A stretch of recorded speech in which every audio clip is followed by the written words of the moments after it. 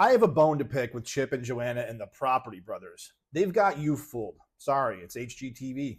They paint a pretty picture about fix and flips and home renos, but the reality is that buying a fixer-upper is usually kind of a nightmare. Speaking of nightmares, in a recent survey, 73% of home buyers said they considered buying a fixer-upper because of a lower price. But in our experience, most of the clients we talk to have some regrets about buying that fixer-upper. The contractors have been unreliable, the cost estimates always go over budget, and they're never really done on time. I wouldn't completely dismiss this opportunity, but you need to do your research. You better have a realistic and accurate renovation cost estimate with at least a 20% cushion.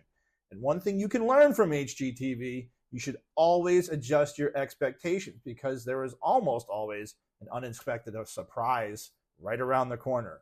Get in touch with us today. We can help you map out a renovation loan or get you access to your existing equity to spruce up the place you live in today.